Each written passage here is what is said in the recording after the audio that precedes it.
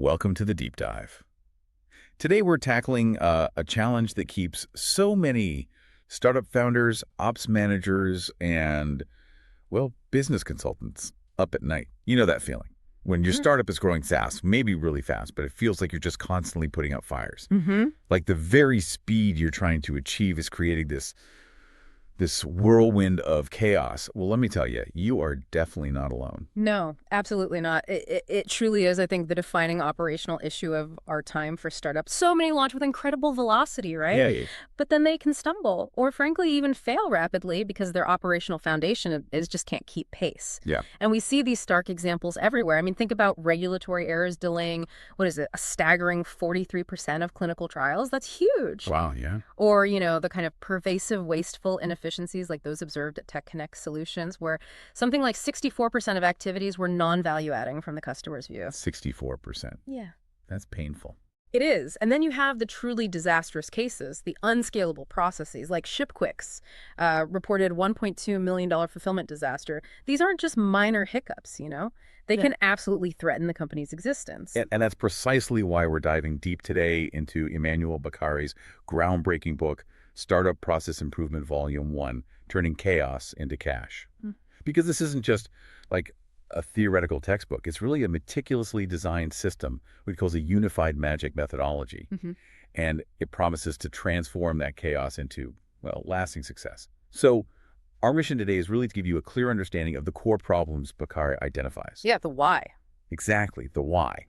And then the innovative solutions he proposes, and maybe most importantly, the roadmap for how you can start building a more robust, more profitable, and scalable operation. Like right now. Let's do it. Okay, so let's really unpack this. Why is this chaos so prevalent in the startup world? It feels counterintuitive, doesn't it? To slow down and create processes when you're supposed to be agile and lean and moving at breakneck speed. It does, yeah. There's this idea that processes just slow you down, create bureaucracy. Absolutely. And that's really the crux of it, isn't it? The modern startup faces these unprecedented pressures that actually make a process-first mindset critical. It's not optional anymore. Okay. Well, think about the landscape. You've got heightened competition, right?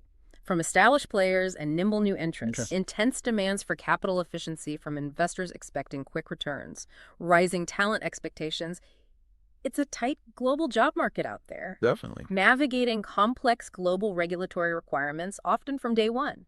And the need to operate globally almost immediately, it's a lot. Yeah. As Beccari highlights in what he calls the modern startup challenge landscape, this isn't just about growth anymore. It's fundamentally about survival in this dynamic, high-pressure environment. It's a really complex web. Okay, so you've painted this picture of intense pressure.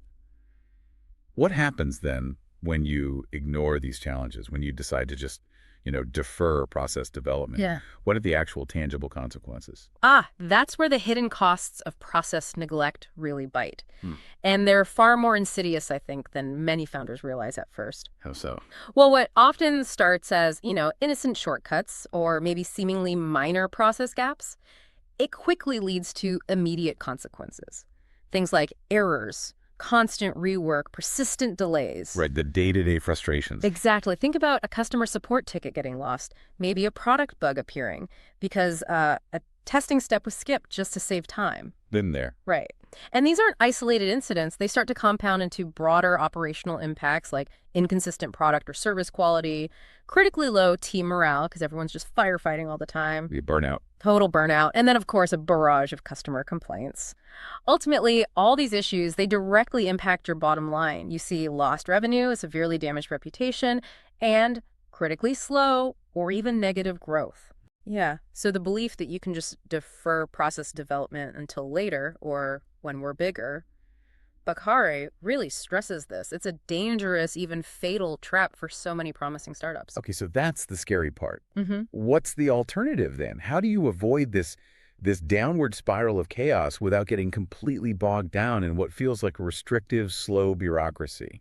That's the tension, right? That is the absolute core tension, and that's the critical distinction Emmanuel Beccari introduces, the process-first mindset. Okay. Now, it's emphatically not about bureaucracy. He defines bureaucracy as, rigid, obsessively rule-focused, something that ultimately just drains value from your organization. Right, red tape. Exactly, red tape. Instead, it's about designing enabling processes. That's the key term. Processes that are flexible, that are outcome focused, and that truly add value to every step of your operations. Enabling processes. Can you give an example? Sure. Imagine a startup sales team.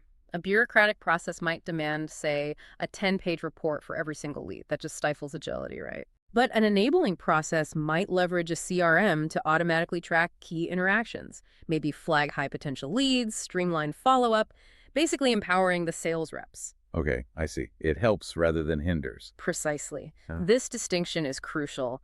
Enabling processes adapt, they focus on results, they actually make work easier and more effective. They don't just reduce chaos, they become your sustainable competitive advantage. This is where it really starts to click for me.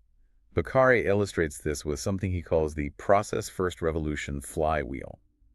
And it's not just a nice concept. He presents it as a powerful, virtuous cycle. That's right. When you implement effective enabling processes, they lead directly to enhanced profitability. Then improved speed, better quality, significantly reduced chaos, and critically, the ability to scale efficiently. And the flywheel part is how they reinforce each other. Exactly. What's fascinating is how each benefit reinforces the next. It creates this incredible momentum that accelerates growth while maintaining operational stability. For instance, better processes lead to improved quality. Which means less rework. Right. Which frees up time for faster iteration, further enhancing speed. It's like this self-reinforcing engine for success. Okay, that makes sense. Now, how do you actually do that? How do you achieve this process-first revolution and get that flywheel spinning? That's where this unified magic methodology comes in, right? That's it, exactly. It's a powerful, integrated blend of 4 cornerstone methodologies. He brings together Lean, Six Sigma, Agile, and Kaizen. Okay, familiar names. Right. But what's fascinating here, and this is key, it isn't about picking just one methodology over the others. It's about understanding how to strategically integrate them for real results, specifically in a startup context. So how does Bakari uniquely apply these, say, Lean or Six Sigma, to the startup world? Because they often come from, like, big manufacturing contexts, right? That's a great point. He adapts their core principles very specifically. So take Lean. For a startup, Lean isn't just optimizing a factory floor. It's about relentlessly eliminating waste from, say, every software sprint, every customer interaction, every new employee onboarding flow. Yeah, waste in a broader sense. Exactly. Delivering maximum value with minimal friction and resources. It's about building a leaner, more resilient startup, not just a leaner assembly line. Got it. What about Six Sigma? That sounds very data heavy. It is, and that's its strength. It's about bringing data rigor to reduce variation and eliminate defects in processes. In a startup, this could mean ensuring consistent product quality, or reliable customer support response times, or predictable sales conversions even when everything else is changing rapidly. Think of it like putting guardrails on your innovation so quality isn't sacrificed for speed. Right, keeping things consistent. And Agile, that feels very startup native. It does. Agile's emphasis on flexibility, rapid iteration, continuous adaptation that's inherent to startups. Bakari shows how to structure teams and workflows for really quick feedback loops and responsiveness, ensuring your processes can evolve as fast as your market. Makes sense. And Kaizen. Kaizen is the philosophy, the culture piece almost, continuous improvement through small, incremental changes. It promotes a culture where everyone, everywhere is constantly looking for ways to get better, bit by bit, embedding that mindset of constant learning and adaptation into your startup's DNA. So the real power of this unified magic is how they work together, like you said, integrating them. Precisely. So you might use Agile for rapid product development, Right. but then apply Six Sigma's data rigor to make sure the quality of each new feature is solid, preventing those fast and loose issues that plague so many startups. Exactly. You've got it. And this unified magic framework, this is the backbone of our upcoming comprehensive deep dive series, isn't it? Startup Process Improvement Mastery with Emmanuel Bakari. That's the plan. We're breaking down the entire book, chapter by chapter, into really bite-sized, actionable deep dives. So listeners won't just get theory. Not at all. Look at practical guides. Our journey will cover everything. From the foundational concepts we've touched on to detailed methodologies like Lean and Six Sigma, all the way through to scaling global operations and even leveraging things like AI and automation for process efficiency later on. And I understand every single deep dive within this series is going to be structured for maximum value. That's the goal. We'll consistently feature a technical deep dive explaining the methodologies step by step, maybe including tools and templates. Absolutely. The nitty-gritty. Then we'll ground that knowledge with real-world case studies, providing concrete metrics, actual results from companies. Proof that it works. And finally, we'll give you practical application, actionable next steps, implementation checklists, resource recommendations. So you can actually do something with it Monday morning. Exactly. It's designed to be truly professional, but still accessible and really actionable for you, whether you're a founder, an ops manager, or maybe a business consultant listening in. And what's truly compelling here, I think, is how these integrated methodologies translate into tangible results for real companies.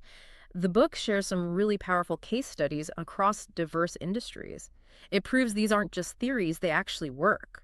Okay, let's talk about some of those. For instance, TechConnect Solutions, you mentioned them earlier. A SaaS company struggling with customer support. What happened there? Right. After implementing a process-first approach based on these principles, they saw an incredible 89% reduction in customer response time. 89%. Yeah, from 22 minutes down to just 2.4 minutes. Think about the customer experience difference there. Huge. And they also experienced a 68% decrease in customer churn that plummeted from a devastating 47% down to 15%. Wow, that saves a business. It really can. And they achieved a 42% reduction in their support costs at the same time. That's a massive turnaround directly hitting the bottom line. Incredible. You mentioned another one, a medical research organization. Yes, an anonymous one in the book. They significantly reduced regulatory delays by 76% and audit findings by 82%. They did this by applying continuous improvement and compliance methodologies. And the impact. Critical impact. It allowed them to bring new, potentially life-saving treatments to market much, much faster, and it mitigated significant risks and costs associated with non-compliance, which can be enormous in that sector. Absolutely. And you had one more in logistics? Global Freight Logistics, yeah. They transformed their entire supply chain. They achieved an incredible 70% reduction in their order-to-delivery cycle time. 70%. From what to what? From 27 days down to just 8 days. That's game-changing. It really is. And they also saw an impressive 18% market share growth while getting their on-time delivery rate up to a phenomenal 97%. These aren't small tweaks. These are business-redefining achievements that Buck already details. And these powerful examples, they just prove unequivocally you don't have to choose between startup speed and operational excellence. You really can achieve both. You can turn what often feels like chaos into truly sustainable, measurable success. Okay, so wrapping this overview up, what does this all mean for you, the listener? I think the key takeaway is that building processes isn't a burden, right? Not at all. It's actually the essential infrastructure for sustainable growth. It's a powerful competitive advantage in today's world.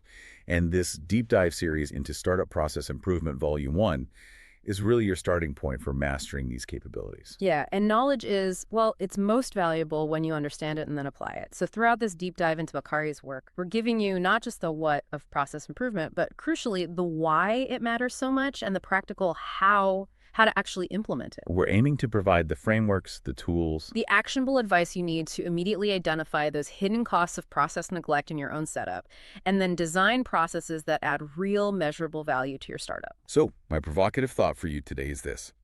In a world where launching a startup seems easier than ever before, the true differentiator isn't just what you build anymore. It's how consistently, how reliably, and how efficiently you can build and deliver it. So the question is, are you ready for your process revolution? Join us for the next deep dive. We'll kick off Series 1, Episode 1.1, diving straight into Understanding Startup Chaos, Why Traditional Methods Fail, drawing directly from Emmanuel Bakari's Startup Process Improvement Vol. 1. Get ready to transform your operations and build something that truly lasts.